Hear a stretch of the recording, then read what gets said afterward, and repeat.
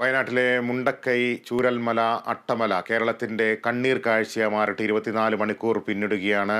എങ്ങും ദുരന്ത കാഴ്ചകൾ മാത്രം കാണുമ്പോൾ വിറങ്ങലിച്ച് നിൽക്കുകയാണ് കേരളം. ഇനിയും ഏറെ പേർ കുടുങ്ങിക്കിടക്കുന്നുണ്ട്. അവരെ സുരക്ഷിതരായി പുറത്തേക്ക് എത്തിക്കാനുള്ള ശ്രമങ്ങൾ രാവിലെ തന്നെ ആരംഭിച്ചിട്ടുണ്ട്. രക്ഷാപ്രവർത്തനത്തിൻ്റെ കൂടുതൽ വിവരങ്ങൾ അതുല്യ നൽകും. അതുല്യ, മന്ത്രി സൂചിപ്പിച്ചതുപോലെ തന്നെ കുടുങ്ങിക്കിടക്കുന്നവരെ പുറത്തേക്ക് എത്തിക്കാനുള്ള എല്ലാവിധത്തിലുള്ള മാർഗങ്ങളും തേടുകയാണ് സർക്കാർ. കൂടുതൽ സേനാംഗങ്ങൾ സ്ഥലത്തെത്തിയിട്ടുണ്ട്.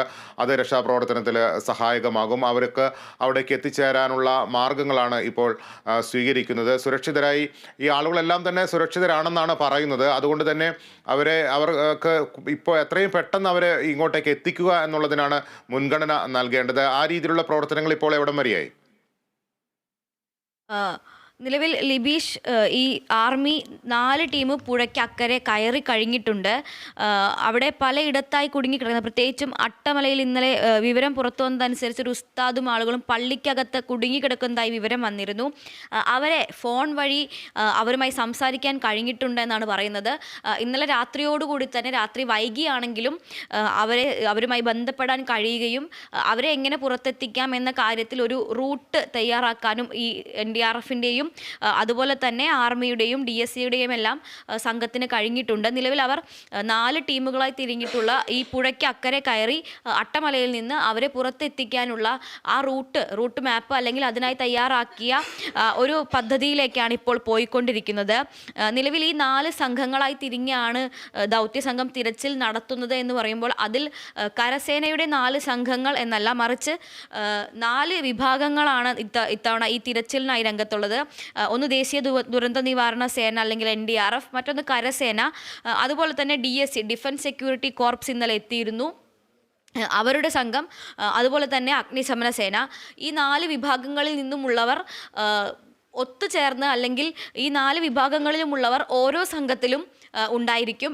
ഇങ്ങനെ 4 സംഘങ്ങളാണ് രൂപീകരിച്ചിരിക്കുന്നത്. ആർമി ഒറ്റയ്ക്കും ഫയർഫോഴ്സ് തനിച്ചും NDRF തനിച്ചും എന്ന രീതിയിലല്ല ഈ 4 സംഘങ്ങൾ. ഓരോ സംഘത്തിലും NDRFിൽ നിന്നുള്ള ആളുകളും ആർമിയിൽ നിന്നുള്ള ആളുകളും ഫയർഫോഴ്സിൽ നിന്നുള്ള ആളുകളും DSCയിൽ നിന്നുള്ള ആളുകളും ഉണ്ടായിരിക്കും. ഇത്തരത്തിൽ എല്ലാവരും അടങ്ങുന്ന 4 സംഘങ്ങളായി വിഭജിച്ചുകൊണ്ടാണ് പോകുന്നത്. മന്ത്രി K രാജൻ നമുക്ക് വിവരം തന്നതനുസരിച്ച് ഈ ഒരു സംഘത്തിൽ തന്നെ എല്ലാ വിഭാഗത്തിലുമുള്ള ആളുകൾ ഉണ്ടാകുന്നത് രക്ഷാപ്രവർത്തനത്തിന് വിവിധ പരിശീലനം ലഭിച്ചവരുടെ ആ ഒരു പിന്തുണയ്ക്ക് കൂടുതൽ സഹായകരമാകും എന്ന രീതിയിലാണ് അദ്ദേഹം പറഞ്ഞത്. ഇത്തരത്തിൽ 4 സംഘങ്ങൾ, ഈ 4 വിഭാഗങ്ങളിൽ നിന്നായി 4 സംഘങ്ങളാണ് ഇപ്പോൾ പുഴയ്ക്ക് അക്കരെ എത്തിയിട്ടുള്ളത്.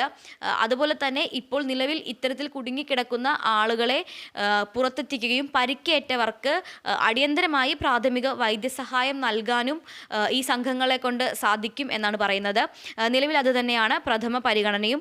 അതുപോലെ തന്നെ ഡെയിലി പാലം നിർമ്മിക്കുന്നതിനായി ഉള്ള സാമഗ്രികൾ ബാംഗ്ലൂരിൽ നിന്ന് കരമാർഗം തിരിച്ചിട്ടുണ്ട്.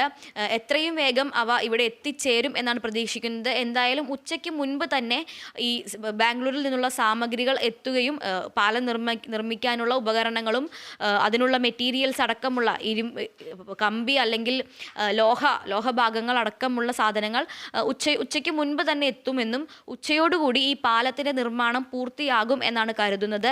എന്തായാലും മഴ മാറി നിൽക്കുകയാണ്. നിലവിൽ മഴയ്ക്ക് ശമനമുണ്ട് എന്നത് ഈ പുഴ കടക്കുന്നതും അതുപോലെ തന്നെ ചളി മാറ്റുന്നതിനുമുള്ള ഒരു സഹായകമായിട്ടുണ്ട്. നിലവിൽ മഴ മാറി നിൽക്കുകയാണ് എന്നുണ്ടെങ്കിൽ ഉച്ചയോടുകൂടി ഈ പാലം നിർമ്മിക്കൽ പൂർത്തിയാക്കാൻ കഴിയും എന്നാണ് അദ്ദേഹം പറയുന്നത്. അങ്ങനെ പാലം പൂർത്തിയാക്കാൻ കഴിയുകയാണെങ്കിൽ കൂടുതൽ സാധനങ്ങളടക്കമുള്ള കുടുങ്ങിക്കിടക്കുന്ന ആളുകളെ പുറത്തെത്തിക്കാനാകാത്ത ഭാഗത്തുള്ള ആളുകൾക്ക് ഭക്ഷണവും മറ്റ് സാധനങ്ങളും എത്തിക്കുന്നതടക്കമുള്ള കാര്യങ്ങൾ വേഗത്തിലാക്കാൻ കഴിയും. നിലവിൽ അട്ടമലയിൽ നമ്മൾ നേരത്തെ സൂചിപ്പിച്ചതുപോലെ ഈ പള്ളിക്കകത്ത് കുടുങ്ങിക്കിടക്കുന്നവർ മാത്രമല്ല, ഇത്തരത്തിൽ വിവിധ ഇടങ്ങളിലായി നിരവധി പേർ കുടുങ്ങിക്കിടക്കുന്നുണ്ട്. ഇന്നലെ ഏതാണ്ട് ഉച്ചയോടുകൂടി അല്ലെങ്കിൽ ഉച്ചയോടുകൂടിയാണ് ഈ സൈന്യം എത്തി പാലം നിർമ്മാണമെല്ലാം ആരംഭിക്കുന്നത്. 5:30 പാലം നിർമ്മിക്കുന്നത്. അന്ന് തൊട്ട് ഈ ഒരു സമയം വരെ 481 പേരെ രക്ഷപ്പെടുത്താനായിട്ടുണ്ട്. 180-ലധികം ആളുകൾ വിവിധ ആശുപത്രികളിലായി ചികിത്സയിൽ കഴിയുന്നുണ്ട്. അപ്പോൾ ഇത്തരത്തിൽ ഇന്ന് ഈ ഒരു പാലം കൂടി നിർമ്മിക്കുന്നതോടെ കൂടുതൽ രക്ഷപ്പെടുത്താൻ സാധിക്കുന്ന ആളുകളുടെ സംഖ്യ എന്ന് പറയുന്നത് ഇനിയും എന്തായാലും കൂടും എന്ന് തന്നെയാണ്. അതോടൊപ്പം ഇപ്പോൾ ഈ തിരിച്ചറിയാതെ ഉള്ള 11 മൃതദേഹങ്ങൾ സംബന്ധിച്ച് പുറത്തു വരുന്ന ഒരു അപ്ഡേറ്റ് എന്ന് പറയുന്നത് ഇന്നലെ 9ഓളം ലയങ്ങൾ ഒലിച്ചുപോയതായി ഒരു വിവരം വന്നിരുന്നു. നിരവധി തേയിലത്തോട്ടങ്ങളും എസ്റ്റേറ്റുകളും പ്ലാന്റേഷനുകളും ഉള്ള ഒരു സ്ഥലമാണ്. മറ്റ് സംസ്ഥാനങ്ങളിൽ നിന്ന് ഇതര സംസ്ഥാനങ്ങളിൽ നിന്ന് വരുന്ന നിരവധി തൊഴിലാളികൾ പണിയെടുക്കുന്ന താമസിക്കുന്ന ലയങ്ങളും എസ്റ്റേറ്റുകളാണ് ഉള്ളത്.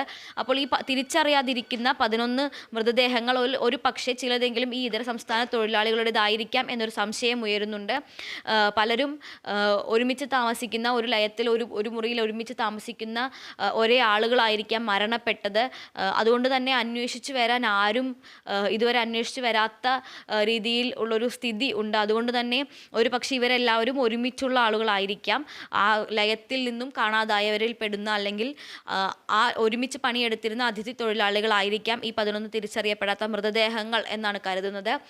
ഇതുവരെ ഇപ്പോൾ സമയമനുസരിച്ച് 7 മണി വരെ 129 പേരുടെ പോസ്റ്റ്മോർട്ടം പൂർത്തിയായിട്ടുണ്ട്. അതിൽ 58 പേരുടെ മൃതദേഹം ബന്ധുക്കൾക്ക് വിട്ടു നൽകി കഴിഞ്ഞു.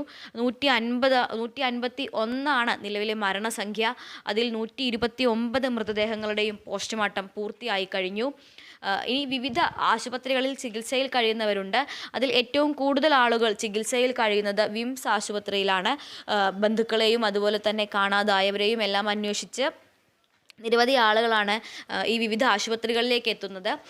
കാണാതായവർ ആശുപത്രികളിലുണ്ടോ, തങ്ങളുടെ ഉറ്റവർ ജീവനോടെ ഉണ്ടോ എന്നെല്ലാം അറിയുന്നതിനായി നിരവധി ആളുകളാണ് ഇപ്പോൾ ആശുപത്രികളിലേക്ക് എത്തിച്ചേരുന്നത്.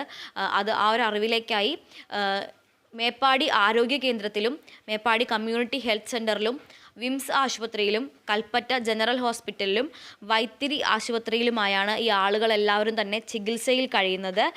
നിലവിൽ ഈ ചികിത്സയിൽ ഇവിടെയെല്ലാമായി 186 ആളുകളുണ്ട് എന്നാണ് കണക്ക്. എന്തായാലും NDRFും അതുപോലെ തന്നെ DSCയും ആർമിയും ഫയർഫോഴ്സും അടക്കമുള്ളവരുടെ തിരച്ചിൽ പുരോഗമിച്ചുകൊണ്ടിരിക്കുകയാണ്. നിലവിലുള്ള അനുകൂല കാലാവസ്ഥ ഇങ്ങനെ തന്നെ തുടരും എന്നാണ് പ്രതീക്ഷിക്കുന്നത്. ഇന്ന് വടക്കൻ ജില്ലകളിലെല്ലാം തന്നെ നിലവിൽ അതിതീവ്ര മഴ മുന്നറിയിപ്പ് നൽകിയിട്ടുണ്ടെങ്കിലും നിലവിൽ അവിടെ മഴ മാറി നിൽക്കുന്ന ഒരവസ്ഥയുണ്ട്. അതുകൊണ്ട് തന്നെ ഇന്നലെ നമ്മൾ കണ്ട കുത്തി ഒഴുകി വരുന്ന നദിയിൽ അല്ലെങ്കിൽ ആ ഒലിച്ചു വരുന്ന വെള്ളത്തിൻ്റെ തീവ്രത ഒന്ന് കുറഞ്ഞിട്ടുണ്ട്. ഈ മുണ്ടക്കൈ പുഴയിലായാലും അതുപോലെ തന്നെ താൽക്കാലിക പാലം നിർമ്മിച്ചിരിക്കുന്ന ആ വെള്ളക്കെട്ടിന് കുറുകെ ആയാലും അതിലെ ജലനിരപ്പ് ഒന്ന് താഴുകയും ആ ഒഴുക്കിൻ്റെ ശക്തി കുറയുകയും ചെയ്തിട്ടുണ്ട്. അതുകൊണ്ട് വരും മണിക്കൂറുകളിൽ മഴയില്ലാതെ നിൽക്കുകയാണെങ്കിൽ ഈ ഒരു വെള്ളത്തിൻ്റെ ശക്തി കുറയും എന്ന് തന്നെയാണ് കരുതുന്നത്. അങ്ങനെയാണെങ്കിൽ രക്ഷാപ്രവർത്തനം ഒന്നുകൂടി എളുപ്പമാകും. മാത്രമല്ല ഈ ഒലിച്ചു വരുന്ന വെള്ളത്തിനടിയിൽ അല്ലെങ്കിൽ ചളിയിൽ പുതങ്ങിയ ഈ വെള്ളത്തിനടിയിൽ മൃതദേഹങ്ങൾ ഉണ്ടോ എന്ന സംശയം ഇപ്പോൾ ആർമിയുടെ ഉദ്യോഗസ്ഥർ പ്രകടിപ്പിച്ചിരുന്നു. ഇത്തരത്തിൽ ചെളി നിറങ്ങി കലങ്ങി മറിഞ്ഞ് ഒഴുകുന്ന വെള്ളമായതിനാൽ തന്നെ മൃതദേഹങ്ങൾ അടിത്തട്ടിലുണ്ടോ എന്ന് പരിശോധിക്കുക സാധ്യമല്ല. മണ്ണ് മാറ്റി പരിശോധിക്കുന്നത് പോലെ എളുപ്പമല്ല ഈ കുത്തൊഴുക്കുള്ള വെള്ളത്തിൽ ഇറങ്ങിക്കൊണ്ട് പരിശോധിക്കുന്നത്. അതുകൊണ്ട് തന്നെ ജലനിരപ്പ് ഒന്ന് താഴുകയാണ്. ഒഴുക്കിൻ്റെ വേഗത്തിന് ഒരു ശമനം വരികയാണെങ്കിൽ ഈ വെള്ളക്കെട്ടിനടിയിൽ അല്ലെങ്കിൽ വെള്ളത്തിനടിയിൽ മൃതദേഹങ്ങൾ കുടുങ്ങി കിടക്കുന്നുണ്ടോ എന്ന് പരിശോധിക്കാനാവുകയുള്ളൂ. നിലവിൽ ആ ഒരു സാധ്യത കൂടി പരിശോധിക്കുന്നുണ്ട്. എന്തായാലും ഇത്തരത്തിൽ ഒഴുകിപ്പോകുന്നതിനിടയ്ക്ക് പാറക്കെട്ടും അതുപോലെ തന്നെ നിരവധി പ്രതിബന്ധങ്ങളും ഉണ്ടായിരിക്കാം. ഇടയിൽ എവിടെയെങ്കിലും ആരുടെയെങ്കിലും മൃതദേഹങ്ങൾ കുടുങ്ങിക്കിടക്കുന്നുണ്ടോ എന്നതാണ് പരിശോധിക്കാനുള്ളത്. ആ പരിശോധനയും ഇത്തരത്തിൽ ഉച്ചയോടുകൂടി മഴ മാറി നിൽക്കുകയാണെങ്കിൽ ആരംഭിക്കാൻ കഴിയും എന്നാണ് കരുതുന്നത്. അതുപോലെ തന്നെ മുഖ്യമന്ത്രിയും ഗവർണറും ഈ രക്ഷാപ്രവർത്തനങ്ങളും സ്ഥിതിഗതികളും എല്ലാം വിലയിരുത്തുന്നതിനായി വയനാട് സന്ദർശിക്കുമെന്ന് അറിയിച്ചിട്ടുണ്ട്.